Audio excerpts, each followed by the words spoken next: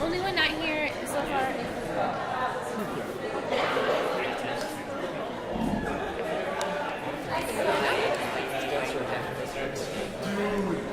I know.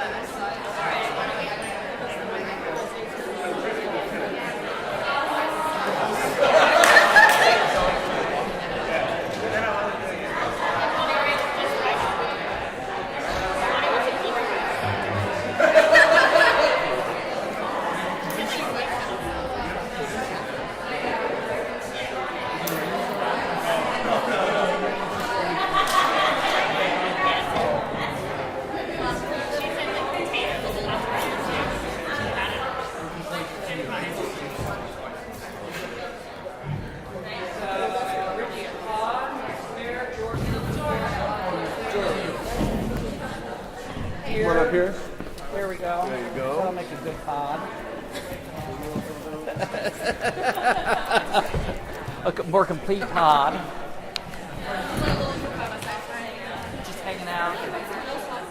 you like your color, now's your chance to change. If you don't like your color, I have an orange one. Oh, okay.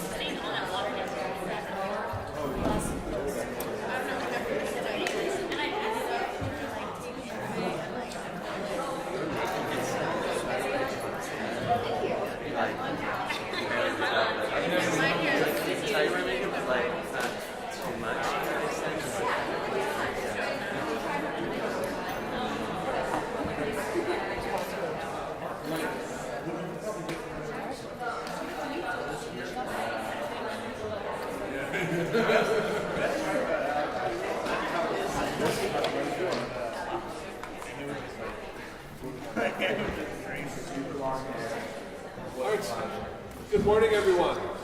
Hello. Good morning. Hi. So, I hope you've enjoyed the residency this week. Here we are at the final day, and the week has gone by so fast. Yeah.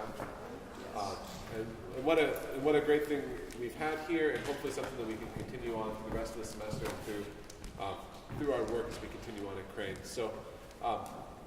Today's going to be a little bit of synthesis and some activities for you, so you know some different formations that you're sitting in. But can we give one final Friday warm welcome to our two guests? Dr. Cunningham. I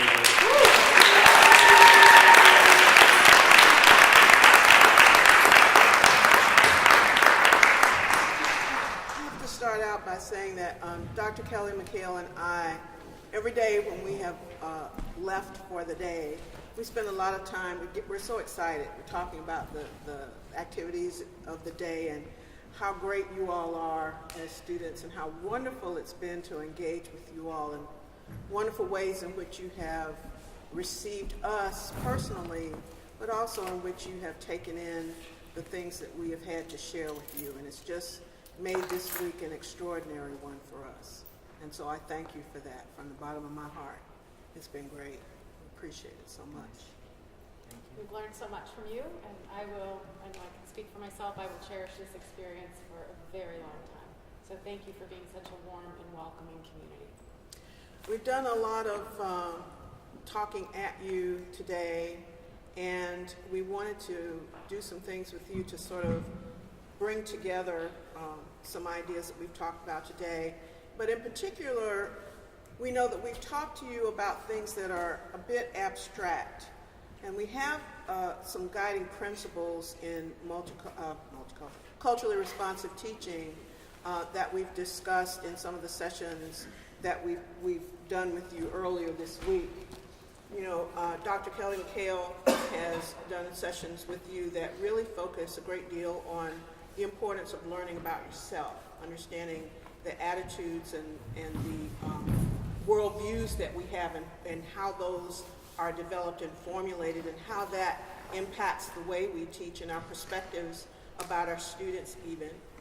And I did let me drop down here, I did a session with you about making program and curricular choices that are culturally responsive. So for today, and each of those actually dealt with some practical ideas relating to each of those principles. So for today, we thought we would focus on the second and third items here in terms of providing some practical notions about what these look like in the classroom. And so what we have for you initially are some statements or video from teachers that are actually employing these two principles, or the video reflects these two principles in their classroom. These are teachers that my colleague Vicki Lind and I interviewed as a part of the book that we wrote. And so we hope they're very short segments. We interviewed them for a long time, and then we went through and watched them and clipped them and stuff. It was fun. I learned a lot about Movie Maker doing that. So we've got some very short segments for you to watch, and then we're going to have you do some things with and ask us some questions as well. So we'll start with the first group, which these will be 3 clips from 3 teachers talking about things they have done or situations that have emphasized to them the importance of learning about their students. Oh, I'll have to go back there.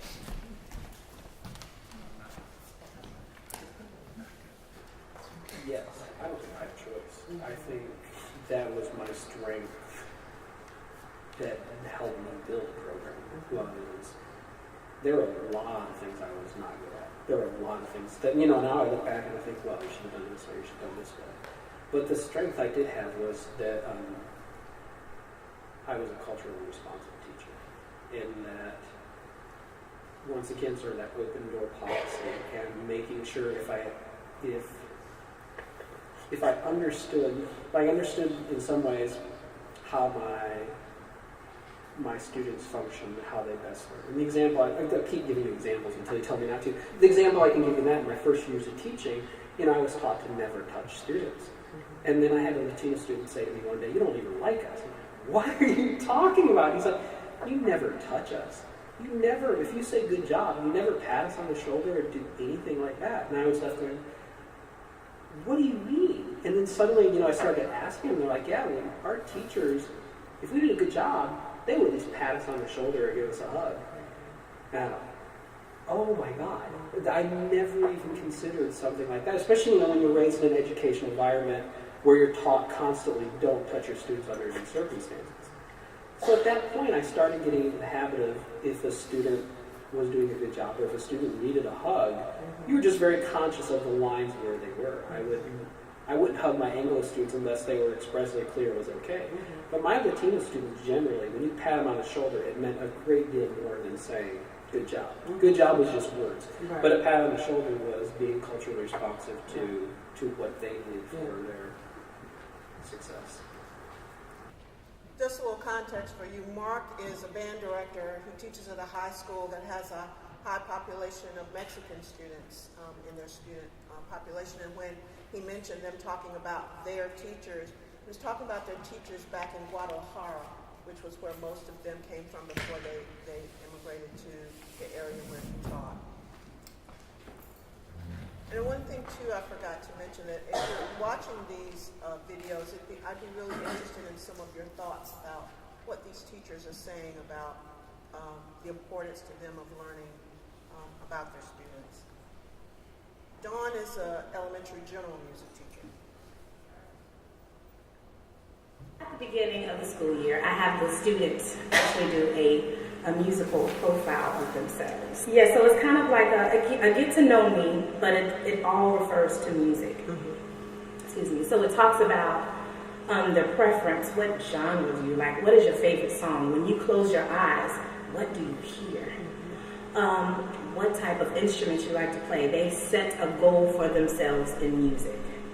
And each 9 weeks, they kind of build upon that because hopefully we're expanding what they're like. We are broadening their horizons. And I always have parents and students come in and they say they already have a goal set. I would like to play for my church choir. I would like to sing at such and such. Sometimes we are so caught in our little space that we forget that we're impacting the lives of not only our children but the community. And Jeff is a middle school band director. It really has changed the way I present information now. It used to be, this is the way it was, this is how we do it, done. If you get it, cool. If you don't, hope you get on the bus later. And now it's like, I have them do a survey. What's your experience? What's important to you musically? What's been, what's been your background with music? And why is that important to you? Why are you here? And using that information to drive my instruction, I mean, the engagement level of my class has just sparked. It's been awesome. Yeah. So for these 3 segments, I'm curious to know what resonates with you most about what they've said, or is there any one teacher in the segment whose statements resonated with any of you. Yes? Well, in that last one, you completely changed the perspective of teacher-centered to student-centered. It's like it's a complete opposite just by being aware of what the students want and what their views of the whole time. Yes, absolutely. Yes? Yes. I'm sorry. It's always like surveys are a great thing to do, like generating those questions. So the one that Dawn said about when you close your eyes, what do you hear? That was one that I was like, that's a different type of question. It is. That's right. So it makes you maybe think about, when we think of surveys, we think of certain things, but it doesn't have to be those standard surveys. But yeah, it doesn't have to be that. Yeah. With Mark, I guess that when we're learning how to teach and things like that, we fall into that mindset of, we need to treat all of our students in the same manner in order to maintain like that aspect of equality in the classroom and things like that. But take into account like cultural competence in how you address like wrong or good doings of a student is interesting to me, just because it goes against that grain of maintaining that equality, but for the better in the end. Mm-hmm. That's like the demonstration of the difference between equality and equity. With equality meaning we treat everybody the same, but equity meaning we give everybody what they need. And those kids needed that physical demonstration of praise that meant a lot to them. George? Just going off of that, it's like Mark can't, he might have a group of children who are used to a teacher, maybe they were all in the same class or something, and maybe that for them is positive, but he also can't assume that all of his Latino children are going to like that, and he also can't assume that all the other children might not like that, because maybe they would. That's right. So again, it helped him think about what are the needs of all of my students. So what we'd like you to do now is to take a moment. We have one person in the group. It doesn't have to be the person that's actually holding the paper if they're holding it right now. But we were hoping there would be one person that would serve as a recorder in the group. And we would like for each person in the group to come up with at least one strategy that you could use that would allow you to get to know your students in the classes that you will be teaching, or if you're engaged in practicum now. I'm not sure you said they were not. A couple of them. Some of you are.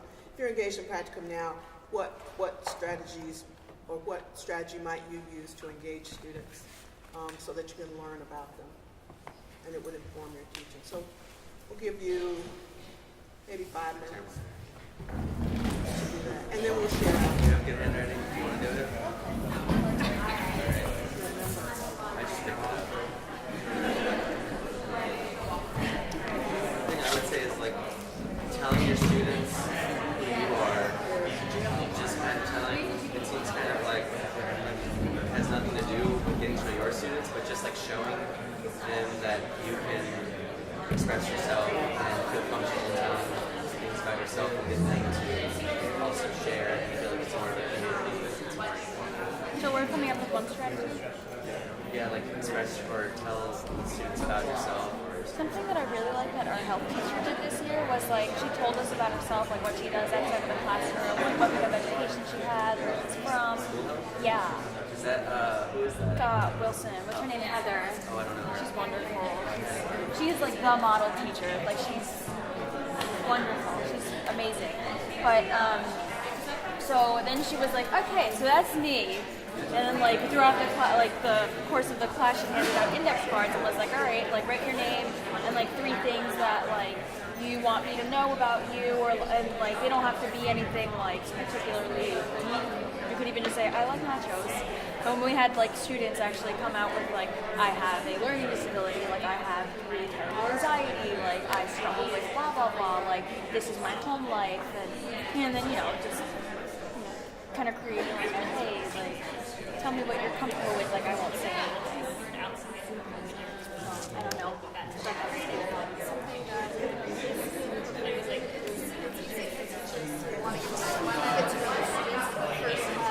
So this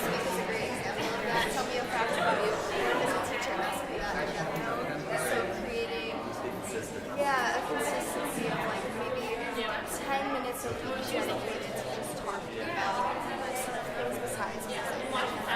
Definitely agree. I do think the beginning should be a little more though still. The beginning should be more, but then with something that to be that in a class that you're not just asking, hey Sarah, like all over this kind of show us the words of like somewhere out in the class or get into it. So what do you want? Okay, folks, you got 2 minutes. Okay, I'm gonna write down that quick little thing and then continuing that throughout the. yeah, you can like put under that just being consistent about that. Oh, about like Dr. Summerfelt at the beginning of his class used to be like, all right, everyone, like for the next like 5 minutes, everyone go around the room. What'd you guys do this weekend? And it was just like everyone. So like OPG.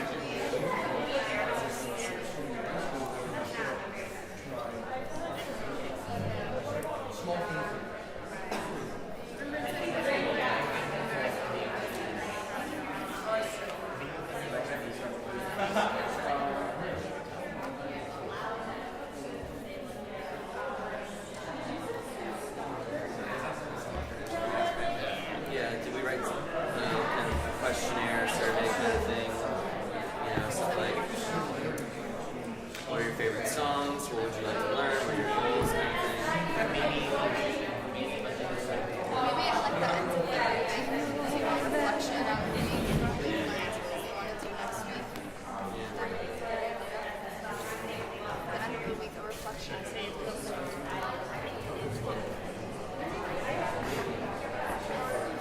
think another good strategy would be to teach them different ways because you'll kind of see how different students respond to different ways they teach and you'll kind of know like how those different, which ones are more effective. Well, then you're handling it in my section.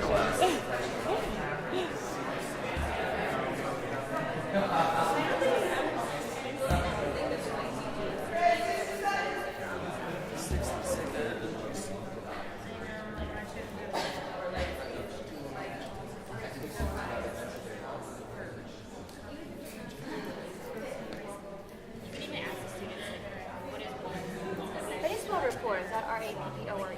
Report? R-A-P-P-O-R-T. I think it's just without the T. R-A-P-O-R-T. R-A-P-P-O-R-T. There is 2 P's. O-R-T.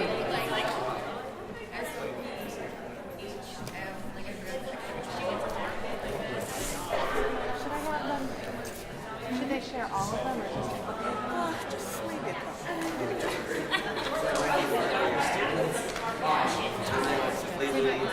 shut off. All right.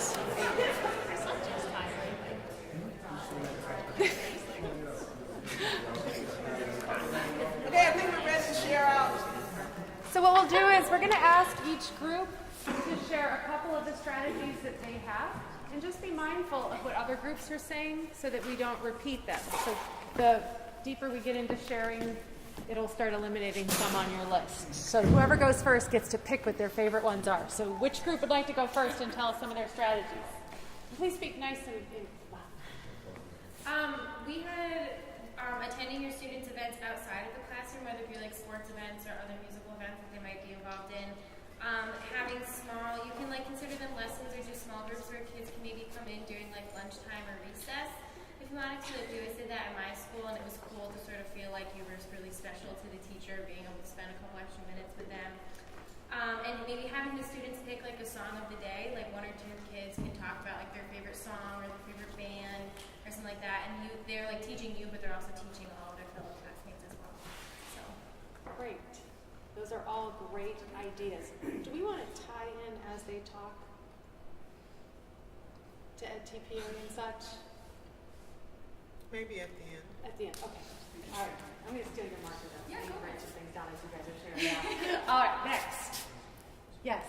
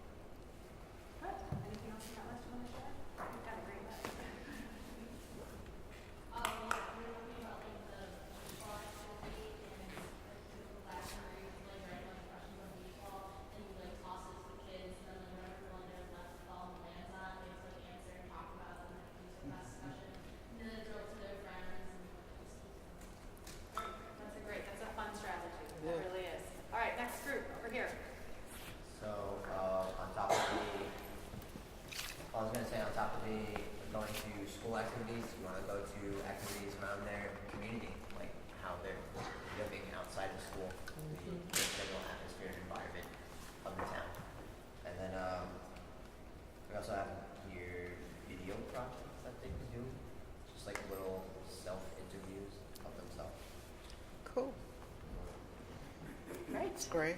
Really great. Next group. Yes. Yes. Okay, so one thing we talked about was parental involvement, like, and also having students create some tangible, so students can bring a tangible object home to parents to see like what we have to do in class and get that positive reinforcement. And just knowing more about, like, let's say you have a grade level and you're doing like K to 5, and you want to get more background information. Let's say the student doesn't really know how to put it into like words about their cultural background. Having parents involved is like, I want to know more about your child and like what they do around the house. That do they listen to music at home? What about your cultural background? Is there anything that you would like your child to learn or try to incorporate that into the classroom? That's a great strategy. One thing with parental involvement in music teachers, it's sometimes difficult because parents will look at the classroom teacher, especially when you're talking K to 8. They'll look at the classroom teachers as being the important ones. So when there's open house or activities like that, the music room oftentimes gets ignored. And so what I've often suggested is to try to draw parents into the music room and ask parents to fill out a survey that talks about what kinds of musical activities do you do at home, or what music do you remember from your childhood, or if there's one song you learned growing up that you would like your kids to learn, what is it, and would you be willing to share it with me as the music teacher, or even to come into the classroom and share it? So yeah, parental involvement is so important regarding music involvement. Yes. How they like to create music, because there's so many programs out there that have like guidelines or preset different musical ideas that they can like, copy and paste together, or do they like to be their own and create on their own with their own freedom? Like having these guidelines helps with that. Some students work really well with guidelines and some students don't. So asking them how they like to create music. That's a great one. Turning it around and asking the students. Definitely. Other groups who has not shared out yet. Yes. We said like having the students pair up with each other and like ask each other questions and have them like introduce each other, so that way like the teacher gets to know everyone, but the students are also talking and getting to know each other. That's a great strategy, especially when you get into upper grades where students might end up in a class that they've never been in classes with other people. So definitely, that's a great one. These are all wonderful. Other groups who haven't shared yet? Yes. The students could create a sort of graphic or drawing, like a family tree, or something that connects them to the people that are important in their life and shows what musical relationships they have with those different people. Oh, I love that. So almost a musical family tree, or a musical connected tree kind of an idea. You can have them displayed in your classroom. That's great. You guys are so creative. Yes. We had a teacher that did bulletin boards about students like outside her office or outside her room. So like if it was your week or your month, then you got to bring in pictures of your house and like pictures of who you think. I mean, you could do that like music themes and that feels like the student. Yeah. So definitely drawing on those things that classroom teachers do and making them music centric. Definitely. Yes. We were talking about like basically telling your students about yourself, because once they feel like you're open and you're willing to share, then they will feel open and willing to share. And then also just keeping that consistent. Like, we tend to just do it right at the beginning and that's it. But maybe like every week or something, dedicating a few minutes to learning about your student. And also not creating a hostile environment, because that's just going to shut kids up right away. Yeah. Yes. That's fine.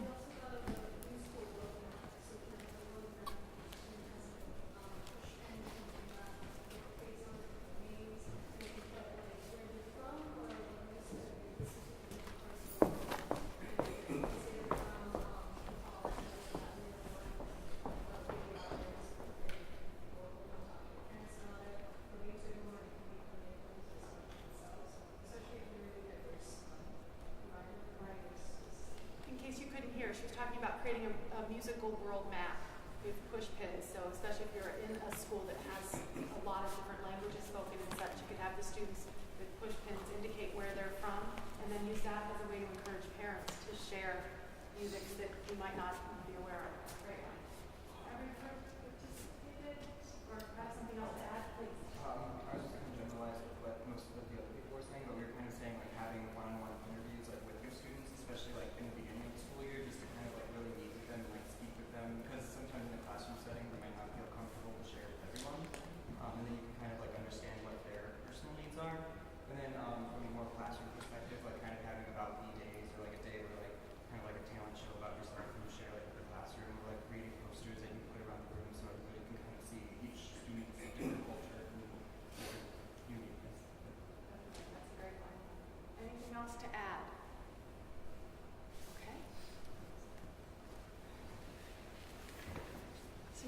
to do, we're going to come back to these. See, I've written a bunch down. We're going to come back to these in a little bit.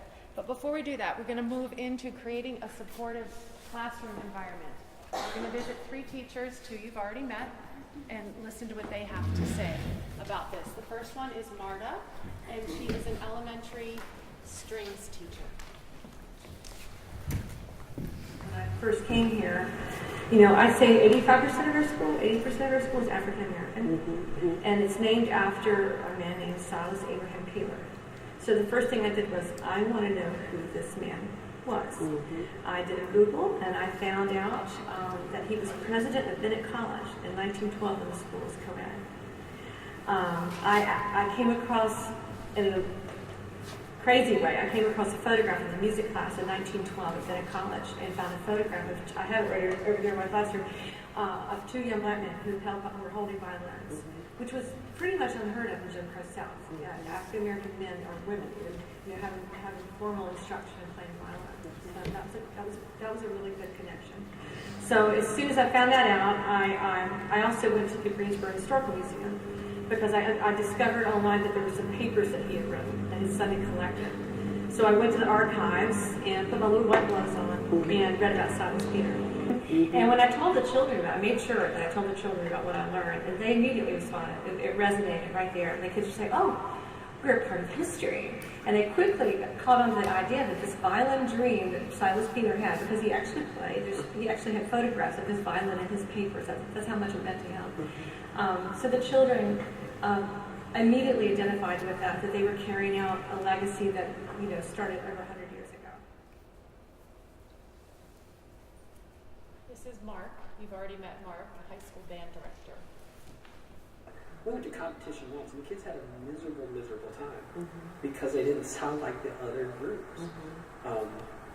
But then when we start talking about it, they say, we don't want to sound like that. Like, we love the fact that we're playing funk music today, or we're playing this later.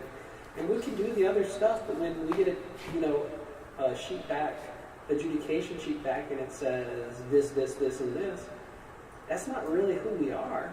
You know, no, you're right. So why are we spending money doing that when?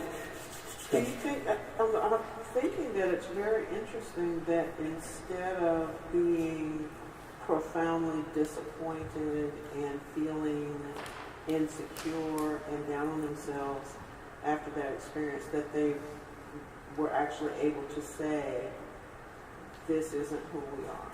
Yeah. How do you account for that? Well,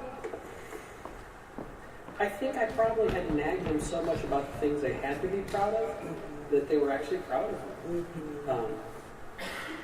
Because, I mean, that was a big factor when we started, like, oh, we're not good. And I'd say, I've seen you play on Sunday morning. That's not an issue. Good's not an issue. It's different. But don't fool yourself into thinking that this is better or worse than. And they really just stopped comparing themselves. That was a big step, is when they stopped comparing themselves to what other schools were doing. And then our last video is from Jeff, who was middle school band. Every year I do a retention report of 8th graders going on to high school, because I remember being a high school band director, how important that was, and that tends to be a time when we will lose students going from middle school to high school. I decided to look at the 3 individual programs that we feed into, to look specifically at how many students do I have going to this high school are actually going, and the other ones as well. The 3 different high schools have 3 unique marching styles. One is what I would refer to as a core style. The other one is I defined as outdoor pageantry. And then the last one is show style marching band. What was alarming is when I took a look at the students who were supposed to be going to the show style band, and in my 3 years of being there, I had no students continue on in high school band there.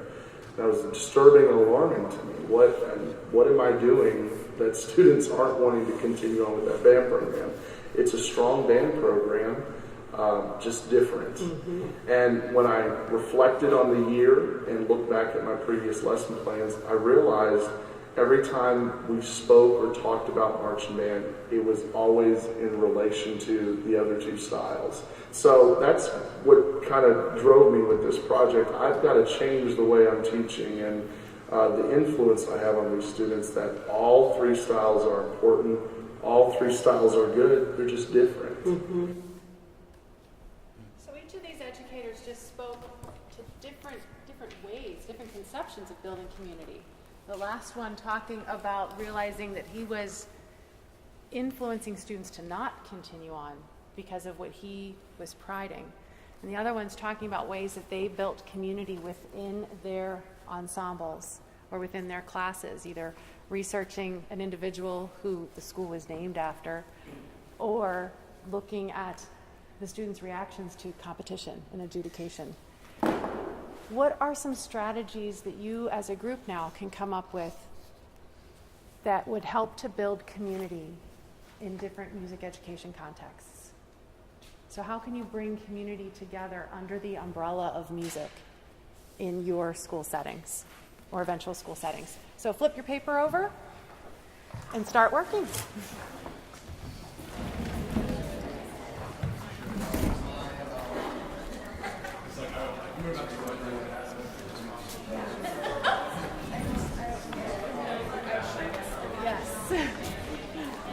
How would you like, if it was up to you, would you kind of like get rid of that whole, like the state competitions and stuff? If it was up to you. My students were not benefiting from it. And if the administration said to me, well, we expect you to, well, but it's not what's best for my students. And we'll do something instead. We'll do something else. Right, so you might, if you were up on that school board or whatever, you might not necessarily get rid of the competition, but change it, maybe so it could be more diverse. I would look for a different type of competition. Yeah. I would look for another activity. I would go so far as to say,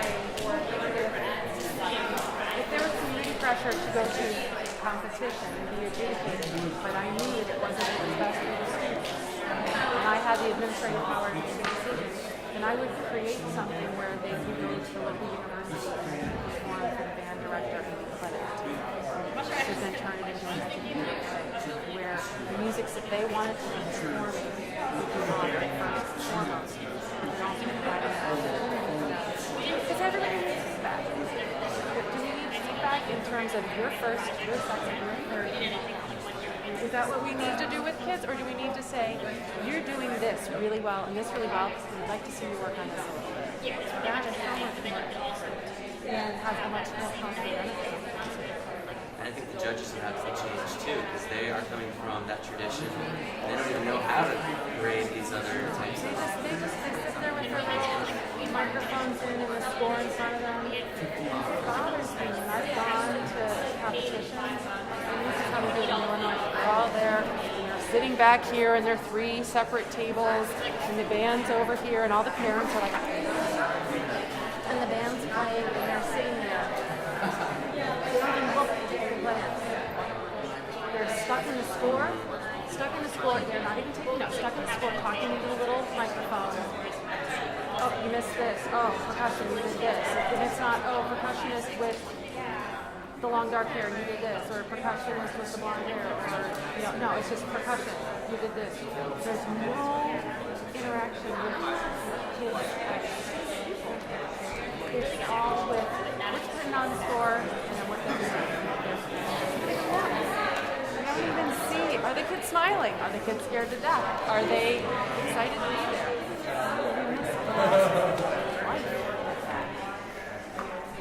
I remember in high school, my orchestra director, he wouldn't let us listen to the recordings. The first year we listened to the recording of the second year, we were all like, listen to it. He goes, oh, it's not necessary. Let's not listen to it. And we're all like, oh my God, we must have done awful that he was just sparing us. And there are educators who are really warm and give great, wonderful comments, but there are ones that don't. And you're talking about kids, you're talking about growth, and you're not talking about, okay, it's time to shoot you down.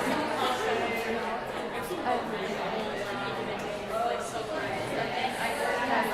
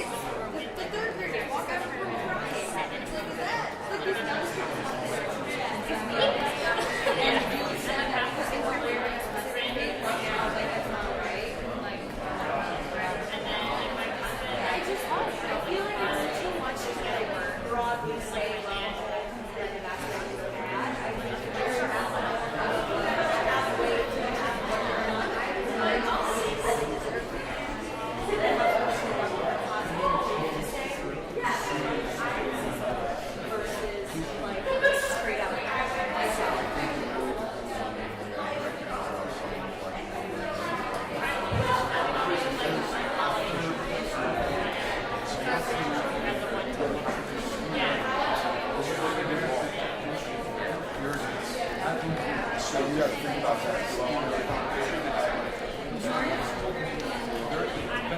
That's something that as a teacher, like, you might not be able to report this, but you're a teacher that I don't see, it might not be a bad thing. It's like you as an adult, you as a teacher, know how to collect those comments and constructive comments. If you're a student, you're a teacher.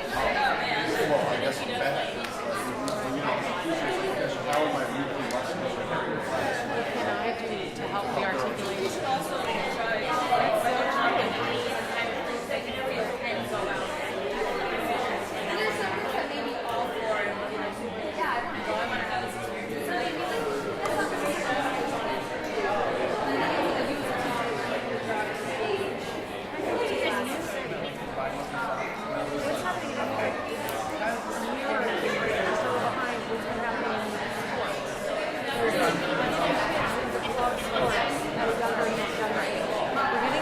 Involved in a level of sports that is physically not appropriate. And probably not appropriate at younger ages. Now we're doing that with music too. We now have elementary competitions that are orchestras. And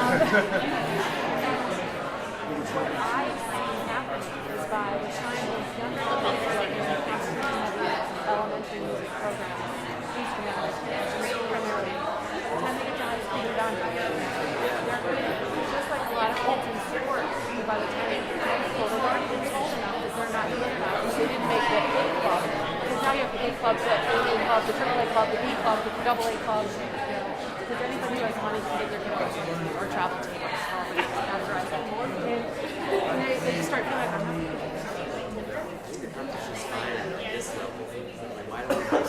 Check your time. I think it's about time for us to begin to share out.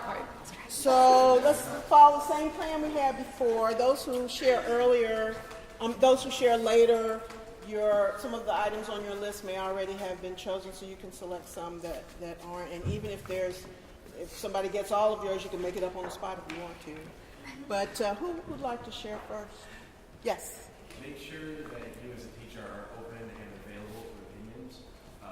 Integrate some sort of way where students can give you feedback and give suggestions to the music. And if your immediate response is to say, no, this is the way we're doing it, it's even okay to say, that's interesting, let me think about it for a day and I'll get back to you. Exactly, because those two, that communicates something entirely different than just shutting students down.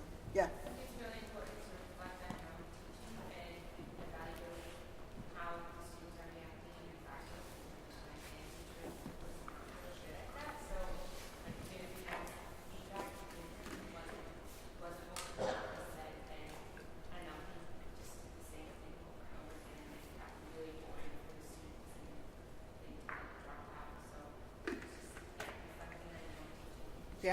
Yeah. I mean, reflection is the thing you do your entire career.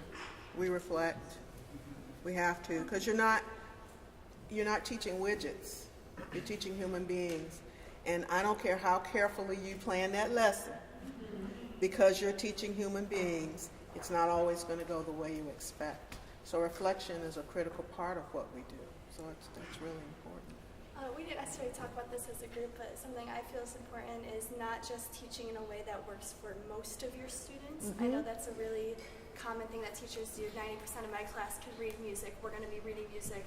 The other 10% can catch up. Yeah. But finding a way that actually does work for all of them. And if we can't, then making the extra time for those other students so they're not just, oh, all my friends can read music, but I can't because I didn't learn that before. And the thing about it is, when you make time for students who really are better at playing orally, then that supports what they can do, and it honors what they can do.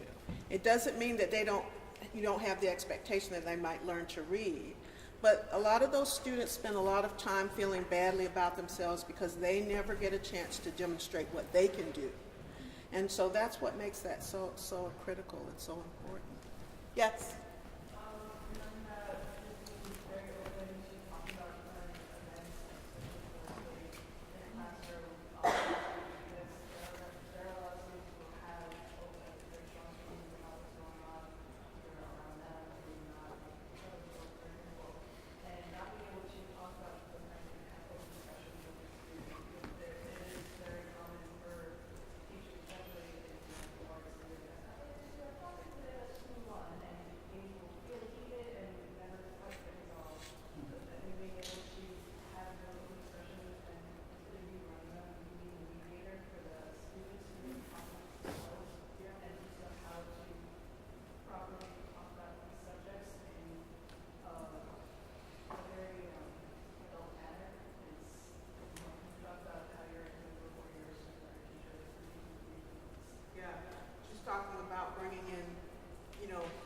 issues from the world, which kind of speaks to some things that in another course is dealing with ideas from John Dewey, is that the school is more than just the disseminator of abstract information, but that the world should be part of the school.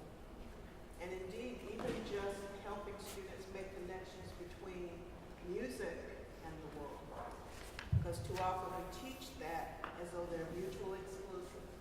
And music is highly contextual.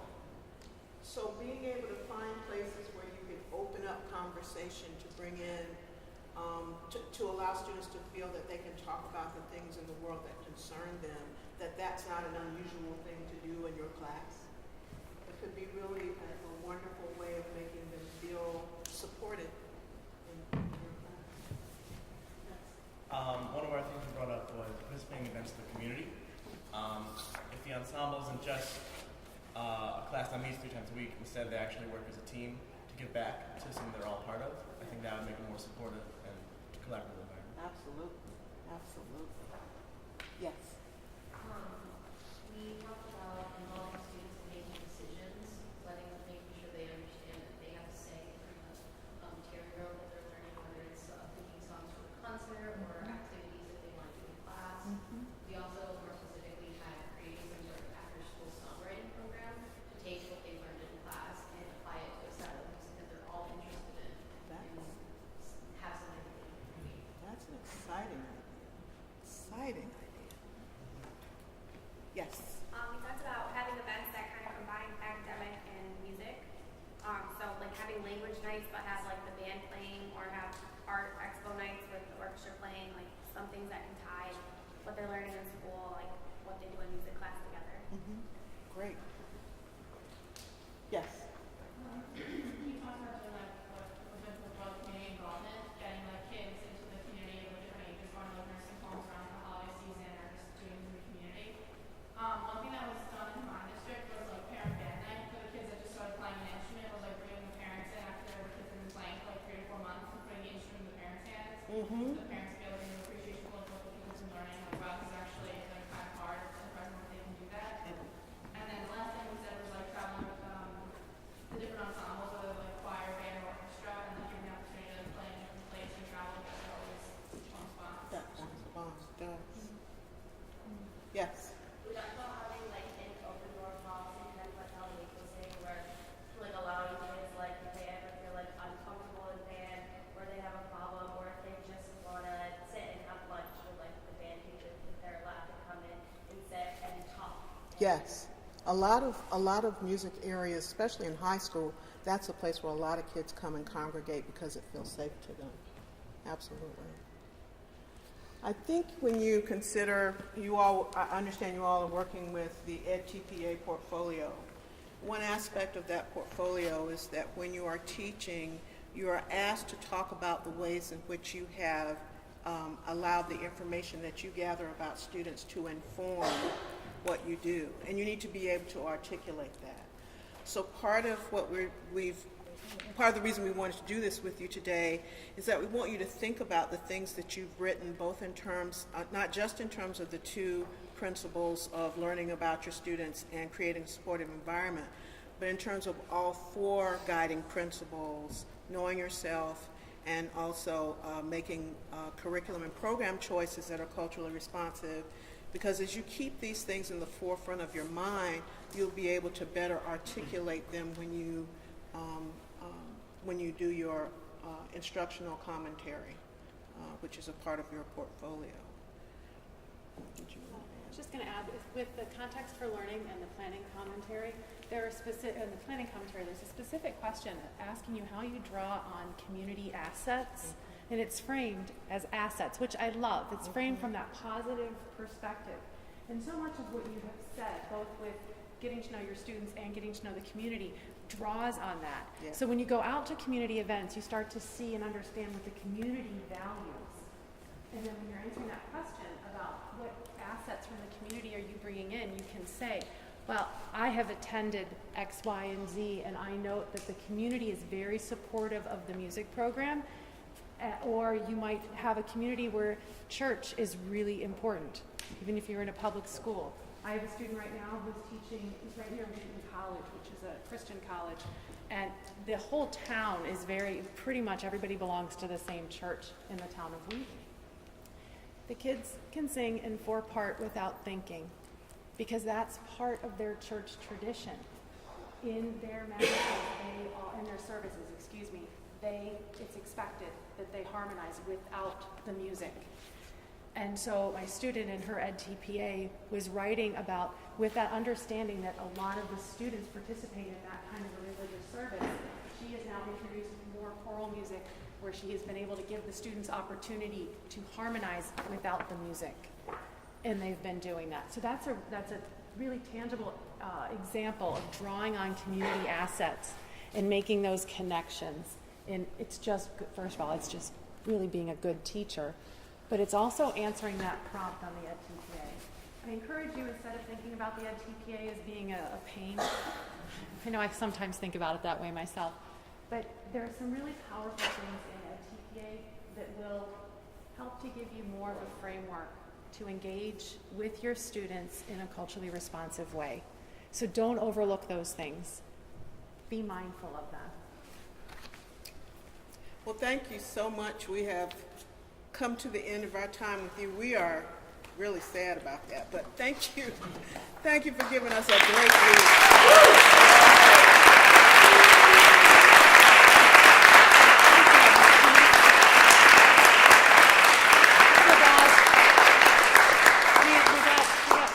Dr. O'Leary to run out and make more copies of something for us, because we thought we'd have time to do this activity with you that we did with the 2 earlier sessions today, and we ran out of time. But we're going to leave these here, and what I invite each of you to do is to reflect on this prompt. As a culturally responsive music educator, I strive to. We chose the words I strive to because of the Potsdam Pledge, because that's the pusher in the Potsdam Pledge. I strive to, and then you get the bullet points. Mm-hmm. So we invite you to take one, to think on this, and to answer this. So thank you for your time this week. It's really been wonderful. Thank you.